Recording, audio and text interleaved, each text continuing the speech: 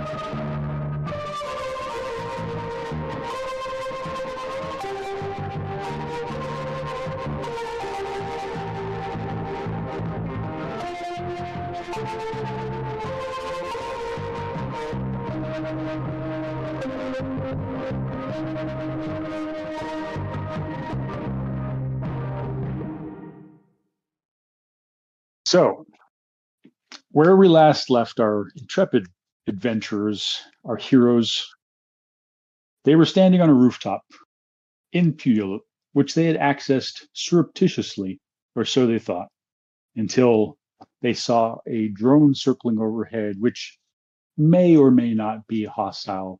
In fact, they were unable to determine its reason for being there.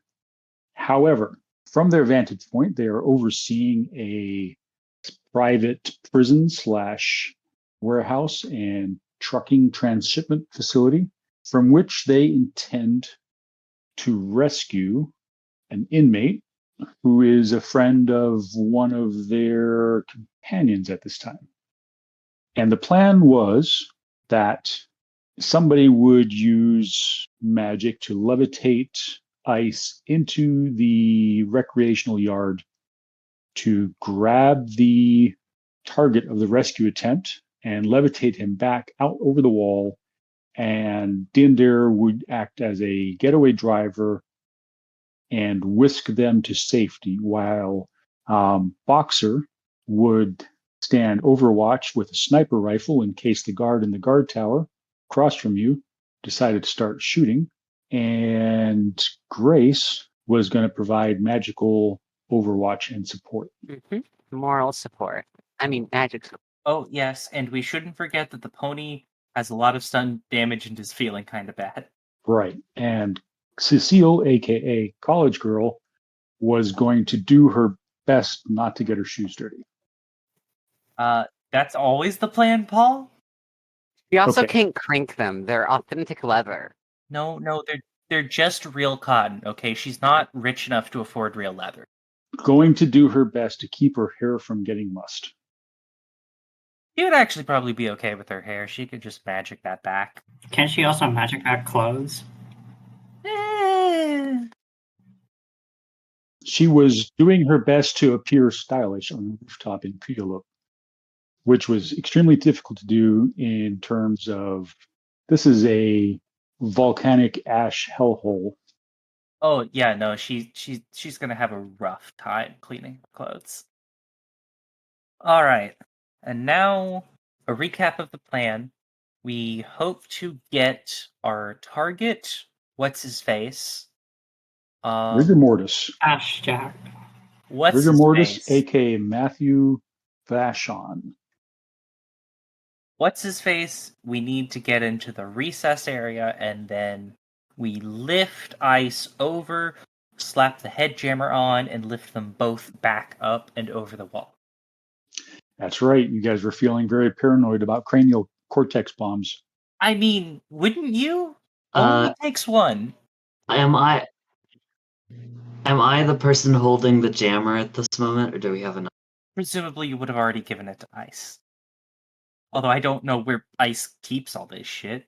I guess men have pockets. He doesn't have anything. Oh, I'll give him it, unless I'm giving it to Dinder. All right, so ICE is currently holding a head jammer in one hand and a shotgun in the other hand. I'm now imagining that, like, the sixth world has done away with pockets for all people. That's a premium feature. It's a subscription feature. Honestly, in Shadowrun, the corporations probably could turn off your pockets. Smart clothes digitally lock your. It'll sew itself back up with your hand still in it. This is technically something they could do. Your credit card number has expired. Your pockets have been deactivated. You have to fucking cut your jacket up just to get at your stuff. Oh no! It fuses at like multiple points within the pocket. And No, if you disabled your knife. If you cut your clothes up, you'll lose your deposit. Your deposit. Your nanowire knife has been disabled because its subscription failed as well, so it no longer has an edge.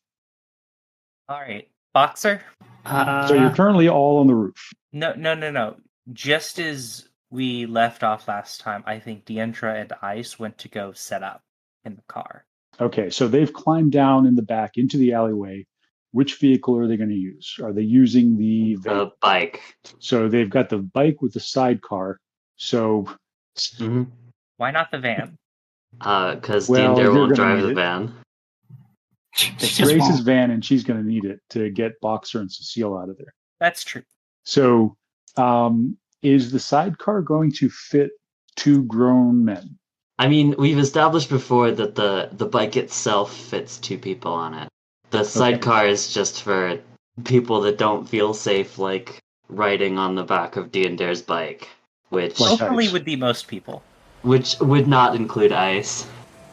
All right. So Ice. you guys, the 2 of you, are standing in the alleyway. Now, all important question: what is the plan for either getting Rigor Mortis into the yard, or are you going to simply wait? That's what I was just about to ask, Box. Our plan was to wait. How much time do you suppose we have? Well, let's say that it's around noonish at this point. Oh no. I'm not waiting for something to happen. I'm deciding whether or not I want to take the long way in or the short way in. So it's around noonish. So if you remember right, you know that Grace's astral surveillance had indicated that Rigor Mortis is probably currently jacked in and on a work shift. So 2 things could happen. First of all, Deander, roll your security knight errant knowledge, please. Sure.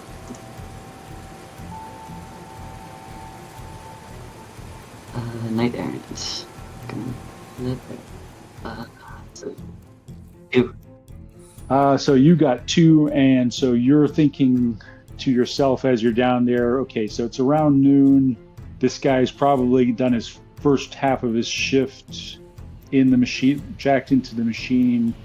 Probably, the persons that you're familiar with around noon, they're going to go to lunch, potentially get some yard time.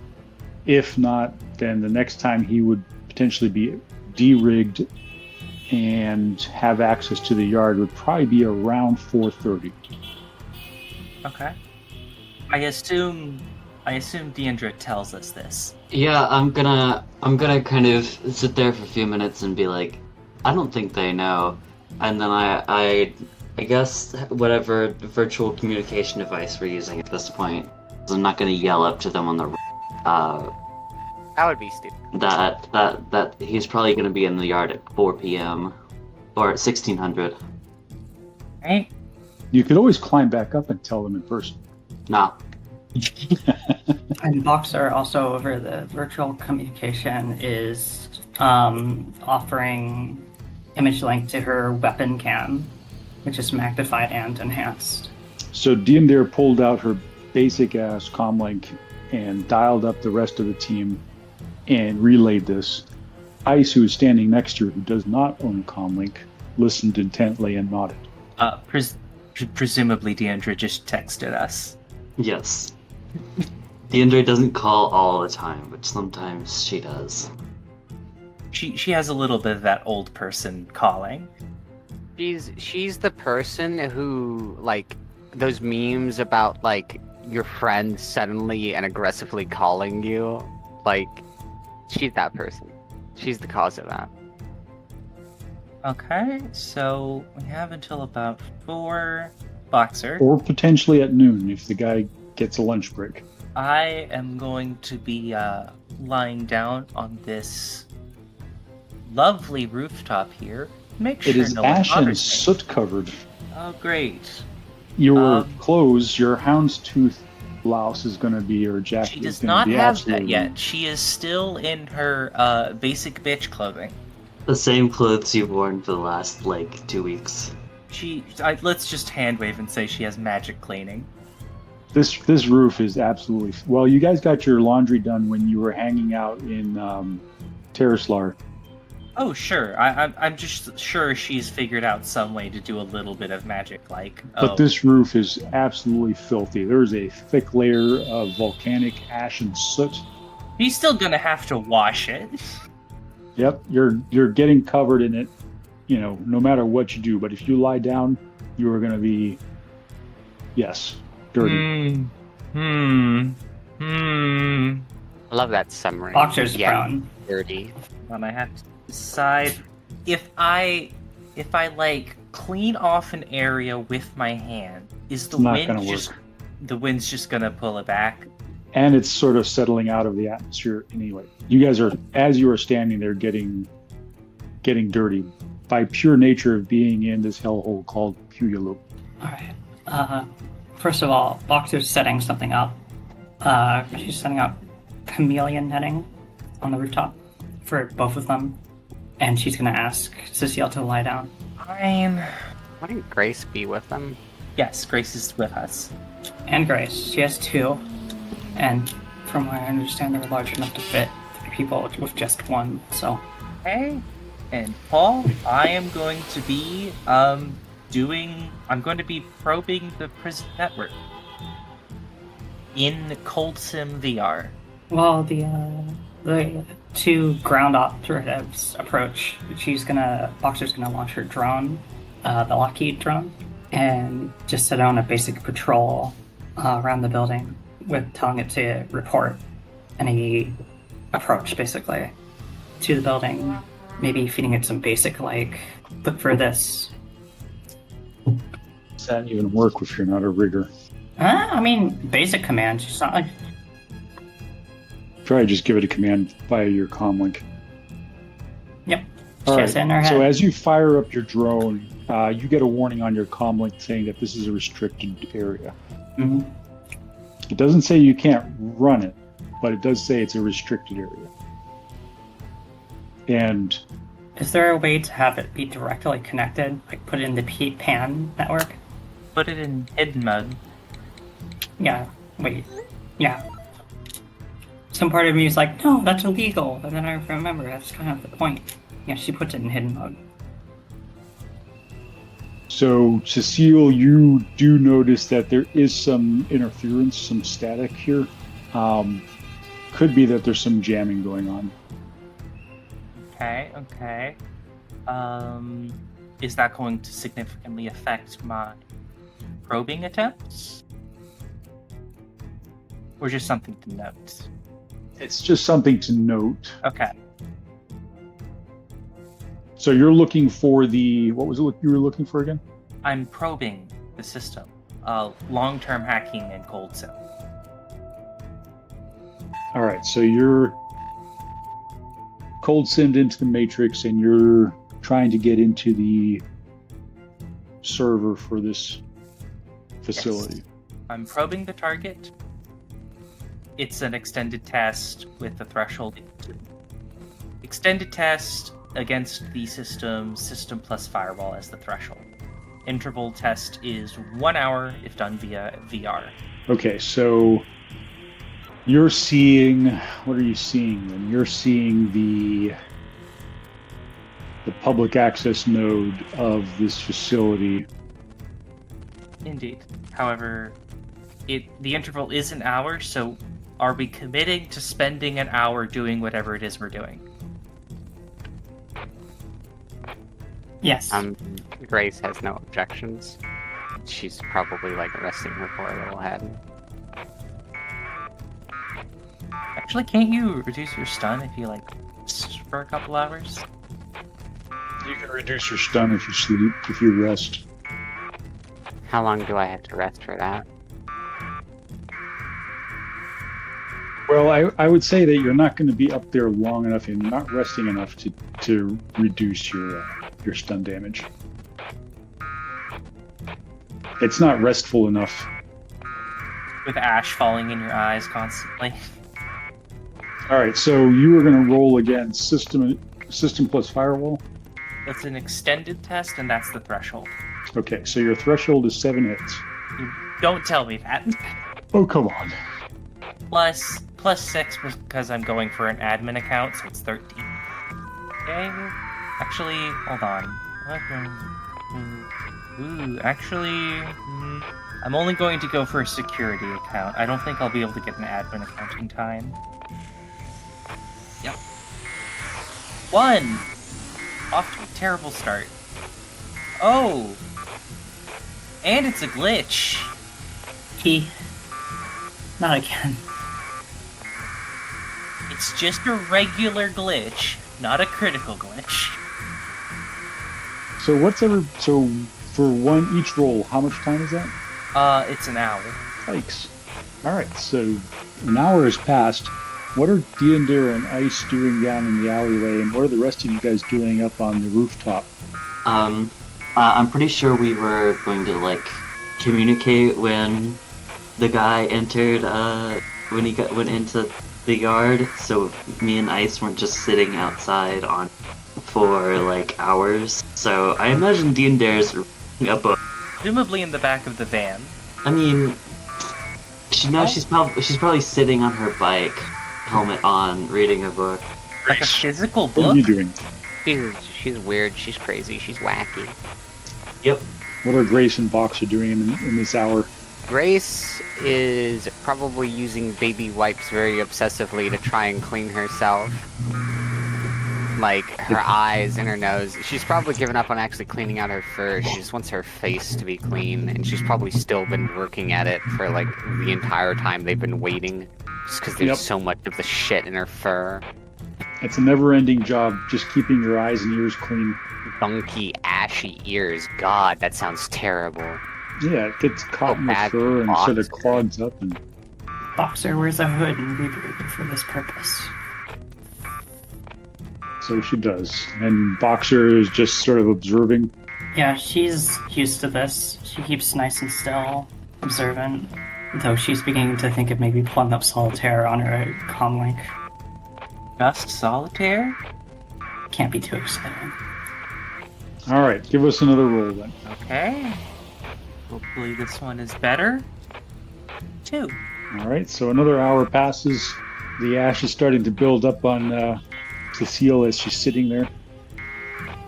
Ice looks like he's taking a nap in the sidecar. Grace, you observe that the drone is no longer visible to you. Big drone overhead? Mm-hmm. I'd probably point as much out to the group whenever I realize that it's just gone off. It left. It ascended. The reason Grace noticed is because Cecile's busy in Cold Sim VR. Boxer's busy observing the prison, and the two down in the alleyway aren't looking. All right, give us another roll then. If nobody else is going to do anything else. 3 hours, nothing has happened. Great. Has it been 3? It's been 2 hours. Well, this is going to be the third roll. Oh, wow, 3! So I'm up to 6. Yep. Is anybody taking any actions other than waiting? All right, go for your fourth roll.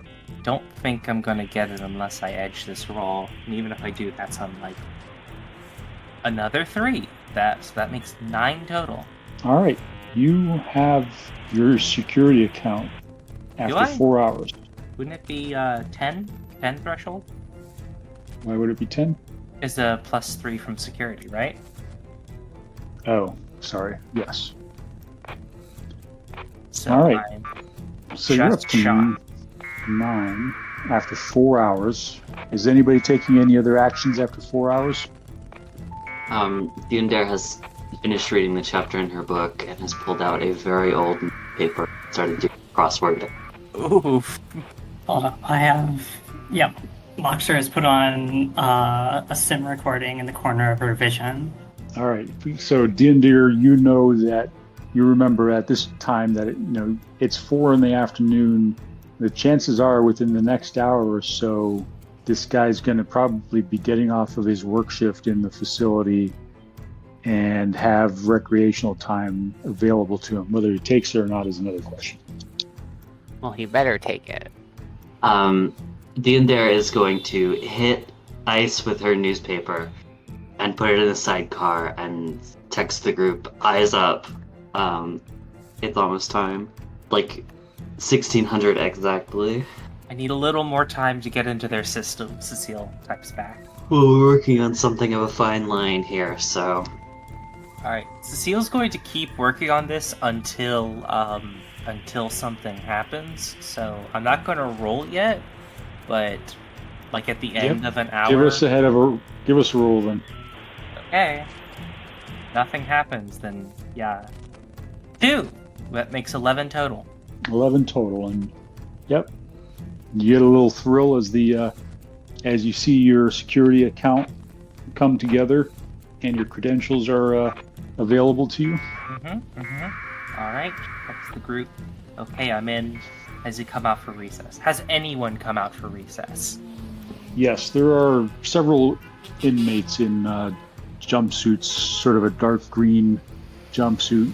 A lot of them are wearing dark green jumpsuits. Some of them are wearing a blue-gray jumpsuits. A couple of them are, shooting hoops. A couple of others are sitting under the umbrellas playing cards. Okay. It is filthy weather, so, it's not exactly appealing to be outdoors right now. Okay. You're in Puyallup, it is January, and it is Seattle. So we don't see Mr. Matthew or Mr. Vaughn. You'd have to, somebody, probably Boxer, who's observing more closely, should probably make a visual perception check. I mean, why don't I just jaunt down there astrally and look around the people? Because I've seen his aura. You should do that. Yeah, I'm just gonna casually leave my body. Maybe even say something along those lines. Like, just, Grace, I'm gonna leave my body. And then she passes out. And she jaunts on down. Magic. Jaunts on down. Yeah. Using the gun cam as a visual aid. Yeah, so Boxer, as you're sort of observing the yard, you see a couple of people playing cards, none of whom really match the description of the person that you're looking for. You do see the guard in the guard tower across from you, seems to have his feet up on the console and is having a smoke. His rifle is leaned against the wall. He's not even really paying attention at the moment. Grace, you zip into the astral and, are immediately confronted with the dreariness of Puyallup that you've already seen, and sort of the miasma of despair and hopelessness that emanates from this place. As you get closer to the yard, basically instantaneously, and observe the auras of the people walking around, and a couple of guys trying to play basketball or stay out of the rain under the umbrellas, and one or two guys walking, there is not an aura there that you recognize. Okay, so I don't recognize Rigor Mortis amongst them. There wasn't any warding on the building, right? That was correct? There was no warding on the building. There was a cafeteria, right? There was a cafeteria on the ground floor. Okay, well, I wanna search through these areas to see if I can find Rigor Mortis. Okay. If he's present.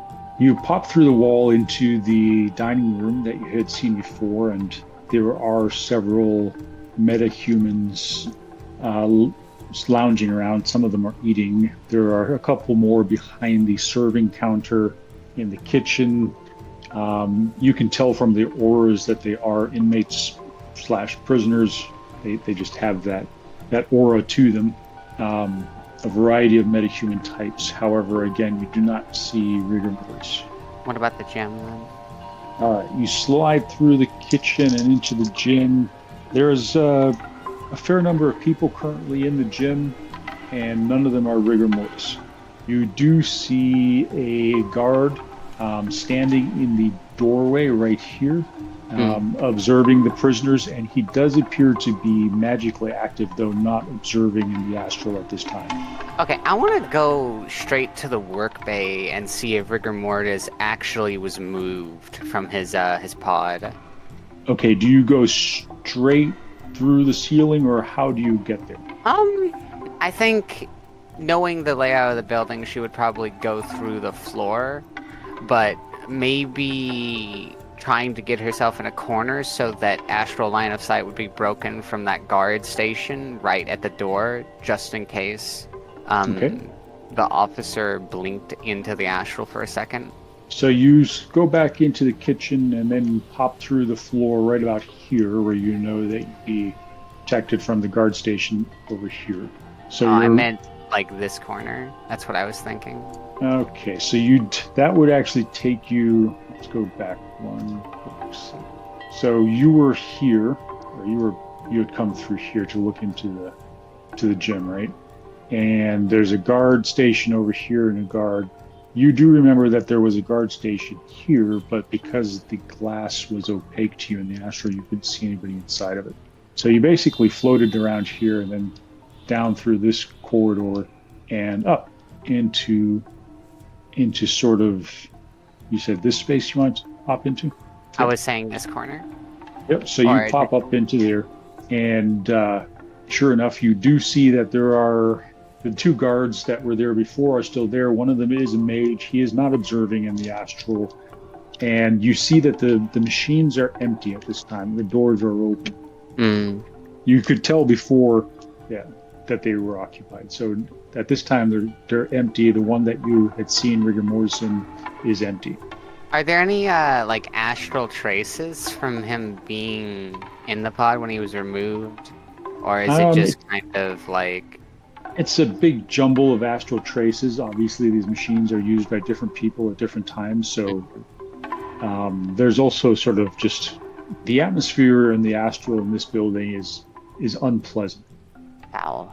So I guess the next choice is to... Well, I should probably go and pull back and just inform the team of what I've realized, that he is somewhere other than the yard doing something other than eating or exercising. Okay. I'm minorly worried. Veronica, you have your security account. As Grace comes back and tells the team what she's observed, what are you doing with your security account? I am going to log on and tell the team that I have access to their systems. So I'm going to go ahead and log on with my security account. All right, you're logged on. Mm-hmm. The architecture is quite a bit less stylized than the headquarters architecture that you had previously attempted to log or get access to. Right. This is more sort of your basic corporate architecture that somebody put together without, being paid to really make it look fancy. You see that there are, obviously several branching nodes. They're labeled, and they're clearly labeled for, the workers to see, okay, this is the area, this is your commercial area where the Warehouse Alliance employees are working on contracts, setting up schedules and stuff. And then you've got the node for security systems and the node for the prison itself. Okay. I'm going to check the prison itself. Okay. So the prison node itself, you can see that it's going to give you access to your basic data about the prison, the inmates, the guards. I'll check data about the inmates, specifically Matthew Valchon. All right. He is listed in the inmates list, and he is considered, you're looking at his file, he's basically a senior inmate with some privileges. He's got a fairly decent job and standing in the prison. And he is currently, according to the roster schedule, off work. Okay, does it give a location? Not in his file, but you think you could probably get into maybe the security systems and take a look at the cameras in the facility? Do they not have trackers on them? Like, if I go to the security node, is it going to have why don't I just go to the security node and see if they have trackers on the inmates? They do. They have cameras and they have trackers, and you feel a slight chill as you realize that the trackers are connected to Cortex bombs. Right. Okay. And you see on the layout that inmate number 412 is currently in the prison block, in the dormitory part of the prison. Okay. Can I disable the Cortex bomb and tracking? Yes, you can do that. I'm not going to. If I go to the prison node, can I assign a schedule to specifically have him go to the recess? Like, is there a forced exercise, like, schedule? There's no forced exercise schedule, no. The only things that are really sort of mandated are the work schedules and the meal schedules. So there's designated access to the meals. The prisoners apparently can access the recreation areas at will when they're not working. Okay. I message the team. Grace, I need you to find Matthew in the dormitories, materialize, and send a message to him that he needs to get into the recess area. Yes, that's over the group text. Okay, so Jinder, you're getting that text too. I also send over the text that he does have a tracker and a Cortex bomb, and they are active. Grace just says that what do you call it? Materialization is a purely psychic effect. The cameras don't matter so long as there's no one else in the room. And Cecile, you know from having observed the trackers, there are other people in the cell block. Okay, so there would be other people that can see, but these would be like inmates? Correct. Okay, then it's fine. Whatever. Unless, I don't know, Paul, are you going to have the inmates rat on another inmate? We'll see. All right, so Grace is going back into Astral. Yeah. All right. You return to the Astral and blink into the cell block right about, well, anywhere in here that you would like. And you see that the target of your efforts here is sitting at a table here, apparently rather listlessly playing cards with a fellow inmate sitting across from him. Oh, is that within sightline of a guard? Yes. So this is a guard area. Grace can't tell whether there are guards in there because of the glass fronting. Well, it wouldn't go through the glass anyway, I'm pretty sure. The manifestation, but then there's also Rigor Mortis is here. Yes, this is Rigor Mortis. Is there another inmate like over here? Yeah, there's another inmate sitting across from him, and they're sort of just nonchalantly or listlessly playing cards.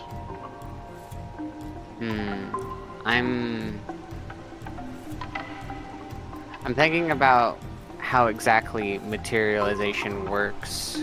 Would I be able to just conjure up like a board or something to tell him what I need to tell him and then poof away without seeing it? Or is it just like my body? I think it is just your body, but like slightly ethereal. Under the table. Okay, but if I appear underneath the table, there's going to be that other guy who's going to be like, what the fuck? And?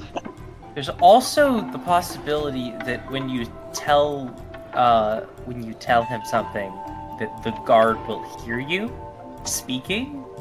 Is that how that works? So it's actual audible. No, it's a psychic effect only. I guess Can I'm you not asking. just reach into his brain and tell him to go to the yard? No, I can't. He would have to be dual-natured for me to cast my net on him through the astral, which he's not magically active, so he can't astrally perceive. In fact, he has lost quite a bit of essence to various implants. What about this stairwell here? Like, is its upper edge visible from like where he's sitting if he were to look over his shoulder? Yes. So that's basically a catwalk on the second floor for a second level of cells. So that goes upstairs. Yes. Personally, I think that we might just have to accept that we might be telling Rigor Mortis and another inmate. At that point, you see Rigor Mortis make a motion and stand up and stretch and start to walk out the door. Oh wait, where is he going? Hang on, I'm going to drop this onto the lower level of the map. Is he going downstairs? He was downstairs, but looks like he's headed towards the door that goes to the cafeteria.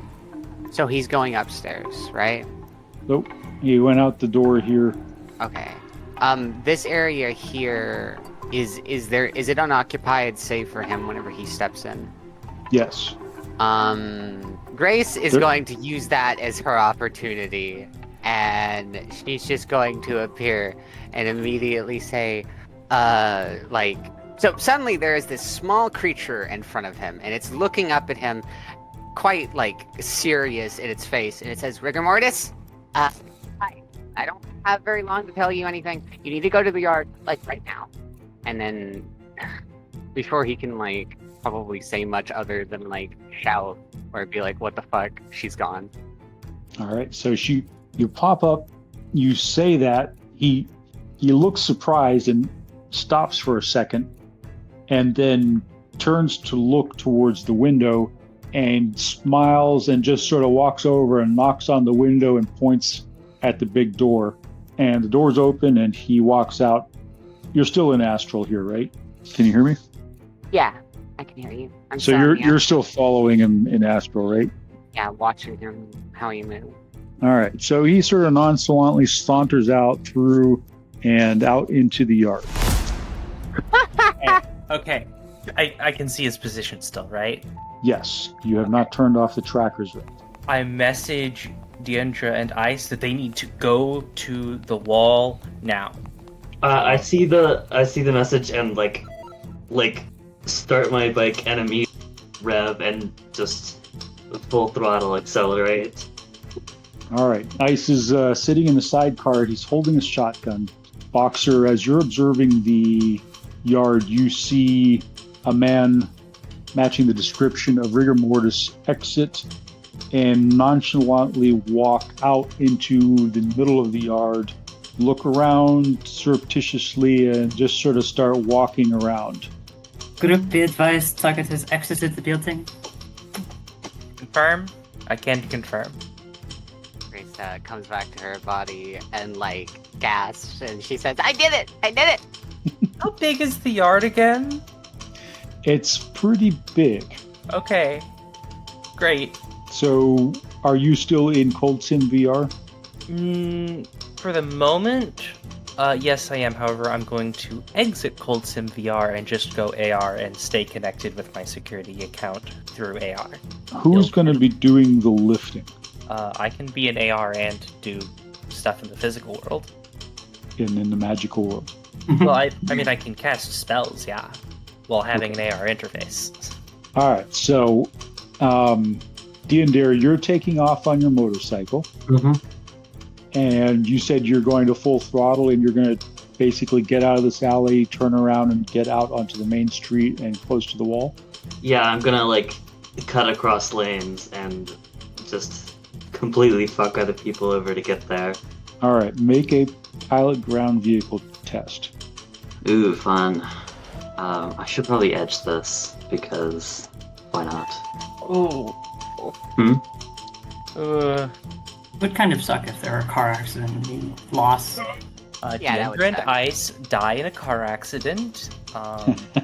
So, before we edge, we do have to roll a d6 to check bad luck. Oh god. Why did we let the person with supernaturally bad luck drive? I didn't roll a 1, so no bad luck happened. Let's see. Ground pilot craft. Edge. I rolled a 5, so everything's okay. It says 1, but it's 1 hit, not a 1. Yeah. Okay, I started shaking. I was so fucking worked out. 2. All right, Dinder, you get the motorcycle up to speed in the alleyway. You see Ice hanging on with one hand while the other hand readying the shotgun. You careen around the corner, startle some small animal, probably a devil rat or similar that's been scurrying around, and out into the traffic. You hear horns blaring and tires squealing. You make a hard left-hand turn and bring the motorcycle up to the wall with the sidecar towards the wall, facing away, decelerate in time. Very well done. Those of you on the roof observing see all this happening. ICE just stands up in the sidecar and sort of looks expectantly. Okay, so they're at the wall now? Yep, they are. So they are basically right here. Okay. And where is Rigor Mortis in the He is walking sort of in a clockwise fashion, and he's right there. How close is Rigor Mortis to the edge of the wall? He's about.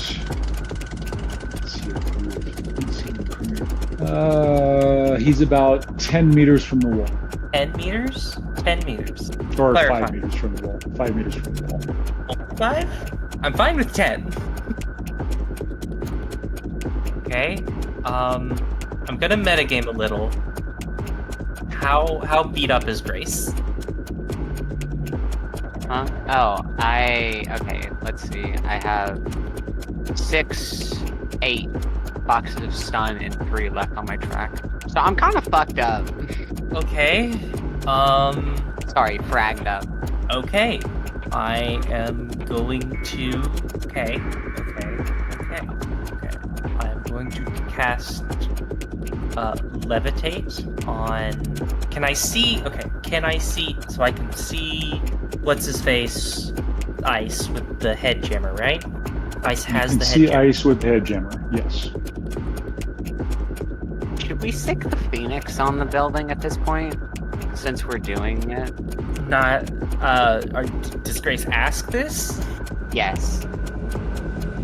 Should the Phoenix do a big distraction? Question. No, not yet. Okay. When? That's all she says. No period. I'm going to cast levitate on Ice. Okay, so that's wow. So Ice is moving fast. Just gonna sling Ice over the wall. Ice is moving at 20 meters per 3 Oh my seconds. god. Well, you can move him at that speed. You don't have to move him at that speed. I'm going to. This has been Ice's G-Force adventure. Wait, does G-Force act on you with levitate? I don't see why I wouldn't. I imagine it does. You're just Air- creating a force. Air resistance works on you at least. So I'm just going to launch Ice over the wall with the head jammer over to where Rigor Mortis is. All right. We're rolling initiative. Yep. Oh no! Here It we is go! time to roll initiative, guys. Finally. And at the same Finally. At the same time, I'm going to think and disable both the tracking and the Cortex bomb in Rigor Mortis. All right. She used her brains. Oh boy, I get to roll initiative. Also the spirit. Matrix initiative? Her initiative. What's her initiative? What? What is my spirit's initiative? These Watcher spirits are leftovers, aren't they? Oh, I didn't kill them. I just I made them giggle their little brains out when they went away. They left me alone. So I'm 6 in the turn order. I don't have a token, but Yeah. I need to roll a couple of initiatives here too. Where's your token? I don't have a token on the board Why not? because I'm on the rooftops. No. Well, let's just put your token out here. We are incredibly disproportionate to the board. Okay. Yeah, the scale on this map is a little bit messed up, but that's okay. All right. Just Ice. write not to scale, and it'll be fine. Exactly. I have 6. Nightingale, which one of those initiatives is your initiative? 7. I rolled 7.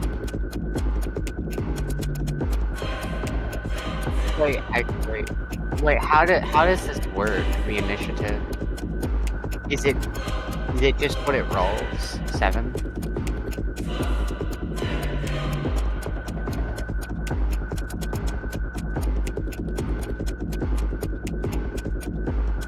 Yep. Initiative. No modifier. God damn, Ice. But no modifier? I'm not... Yeah, I'm now audible. Okay, any modifier? No modifiers. Well, even Boxer has bad days. Do you have any boosts or anything that you can activate, that you need to activate? I think that can be triggered. Like adrenaline boost or anything like that? No, nothing of the sort. Alright, so... You considered using your power-up potion. You can always use Edge, if I remember right, to advance, to go first. But I have to wait for what's-his-face to slap the head jammer on before I start wiggling them around, so... Yep, okay, so you catapult Ice up and over the wall, and he is actually I'm gonna have him do something. Let's do a quick athletic groups test. And he got, are you seeing the roll? So he got 4 hits on his athletics test, so he actually, it's almost like you guys have been working together like this for a while, but he reacts very instinctively to being catapulted up and over the wall, lands on his feet right next to Rigor Mortis, who is basically just standing there gaping at him, and slaps in his action, for one simple action, slaps the head jammer on Rigor Mortis, and for another simple action, basically, well, it's probably more of a complex action, basically slings the shotgun and grapples Rigor Mortis. Oh, okay, so... grappling is a combat a complex action, part of the attack. Basically just grabbed Rigor Mortis in a bear hug. Alright, Deandir, you're next. Wait, did he use a simple and a complex in the same action phase? He did. Isn't that illegal? Not if you're the GM. I think I can hold my action until a trigger, right? Yes. Or can I just drop out of initiative and then choose where to act eventually? You can hold your action and trigger it when you're ready. Okay, I'm gonna hold my action, and my action is going to be get the hell out of there. Rigor Mortis and Ice touch down in the sidecar or wherever they're sitting, holding onto each other while I drive like a crazy woman. Sorry. Boxer, what are you doing? She's keeping an eye on the guard, but she's not hyper fixating on him. She's also keeping an eye on entries to the recess area. Basically any... So you're basically holding your action too, right? Yeah. Because at the moment, this is happening so quickly that at the moment, nobody else has really reacted. And so, Grace. Yes? You're next on the initiative tracker. Okay. So... what happened? So, Ice was catapulted up over the wall. He landed with surprising grace and agility, and in one fell swoop, basically slapped the head jammer on Rigor Mortis and wrapped his arms around him. And that's all that's happened so far, right? Yep. I mean, this is all happening in sort of a split second. Okay.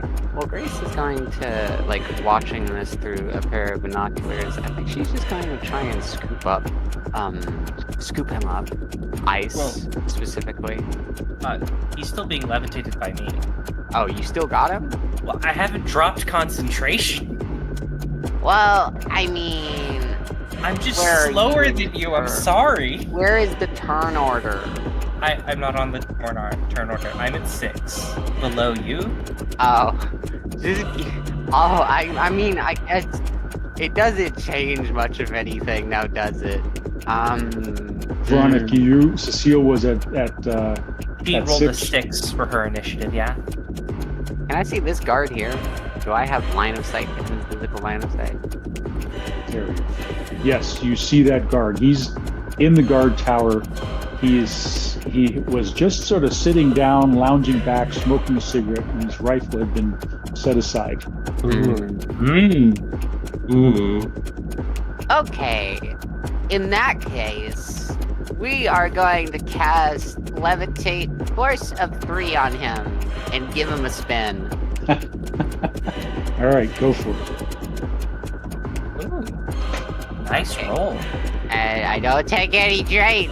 Fucking thank God.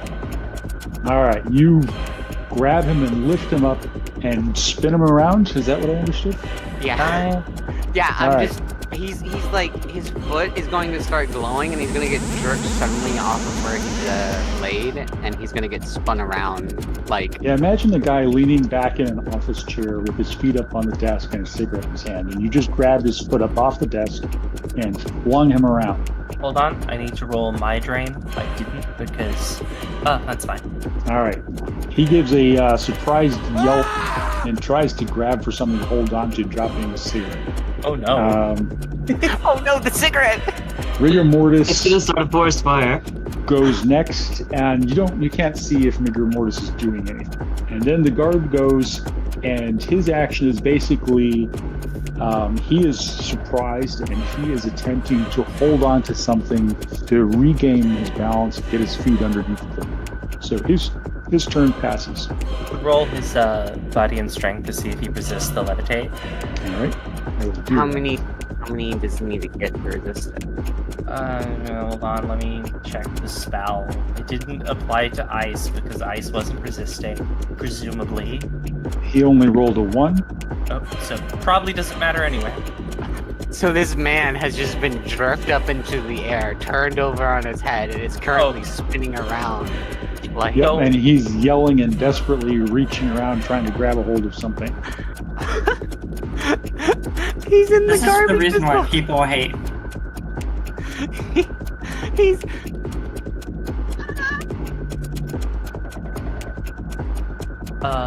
Grace, roll 66 for its force times 2.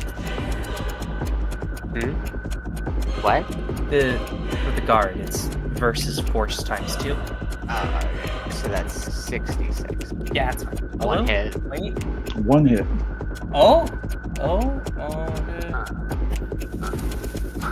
It says that you need 1 net hit to levitate the item away. It doesn't say the same for an unwilling being, but presumably it's the same way.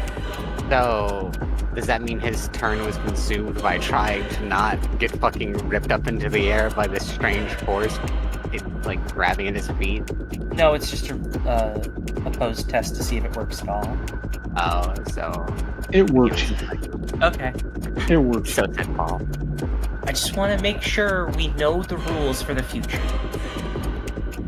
Well, we resisted. I mean, we rolled resistance, and 1 hit. Who cares? I think he cares. Oh The no, guard cares a all lot. of the rules lawyers that listen eventually blame us. That's why we disable comments. Yeah, exactly. So, it is now my turn, I assume? It We is just pretend they Cecile's don't turn. exist. Cecile? Okay, important question. Because Ice has grappled this man, Matthew Vashon, if I levitate Ice, is Vashon going to come with Ice?